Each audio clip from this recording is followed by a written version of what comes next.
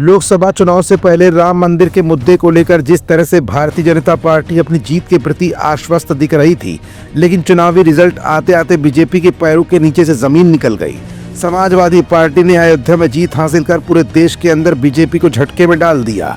इन सब के बीच अयोध्या में एक वो नाम उभर कर सामने आया जिसकी कल्पना भी नहीं की जा सकती थी, और वो नाम था एक ऐसे नेताजी का जिसने सीधे मुख्यमंत्री योगी आदित्यनाथ के नेतृत्व को ही चैलेंज कर दिया। न सिर्फ योगी के नेतृत्व को चैलेंज किया, बल्कि भारतीय जनता पार्टी की साख पूरे भारत में नीची कर दी। आखिरकार इन नेताजी की जीत हुई, समाजवादी पार्टी का रुतबा बढ़ा, और अब अचानक समाजवादी पार्टी के ही साथ गठबंधन दल कांग्रेस ने उन्हीं नेताजी को संसद में दूसरी दीर्घा का रास्ता दिखाया। लेकिन सेकंड लाइन में बैठते हुए भी फर्स्ट लाइन में बड़े बड़े नेताओं को संसद के अंदर इन नेताजी ने कैसा जवाब दिया? आखिर इस नेता ने संसद के अंदर अयोध्या को लेकर ऐसी क्या बात कही जिससे भाजपा के बड़े बड़े नेताओं के होश उड़ गए?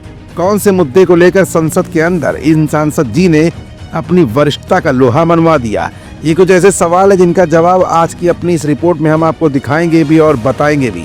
दरअसल उत्तर प्रदेश के अयोध्या जिले की फैजाबाद सीट से सपा सांसद अवधेश प्रसाद ने केंद्र सरकार पर जमकर हमला बोला है।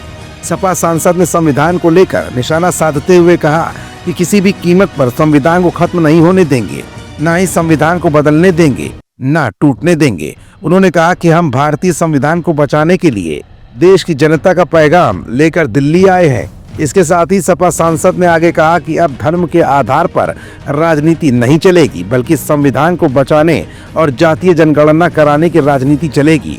लोकसभा में समाजवादी पार्टी के सांसद अवधेश प्रसाद ने कहा कि देश की दौलत सोना, चांदी, हीरा जेवरात नहीं, बल्कि हमारे नौजवान देश की दौलत है। बेरोजगार अपनी डिग्रियां जलाने और आत्महत्या करने की सोच रहे हैं। सपा सांसद ने आगे कहा कि अयोध्या जिला मर्यादा पुरुषोत्तम राम की धरती है, जहां की मर्यादा पूरे देश और दुनिया में प्रसिद्ध है। अवधेश प्रसाद ने कहा कि हम अखिलेश यादव के प्रति आभार प्रकट करते हैं। अयोध्या की फैजाबाद सीट से देवतुल्य जनता ने हमें जिताया है। इस जीत के साथ जनता ने संदेश दे दिया कि अब धर्म के आधार पर राजनीति नहीं चलेगी, अब बाबा साहेब के संविधान को बचाने की राजनीति चलेगी। इस देश में जातीय जनगणना कराने, बेरोजगारों को नौकरी देने और महंगाई कम करने की राजनीति होगी। फिलहाल विधानसभा उपचुनाव के समय 9 सीटों पर ही विधानसभा चुनाव हुआ, लेकिन इन्हीं सांसद जी के संसदीय सीट के एक हिस्से यानी मिल्कीपुर विधानसभा सीट का चुनाव अभी भी बाकी है।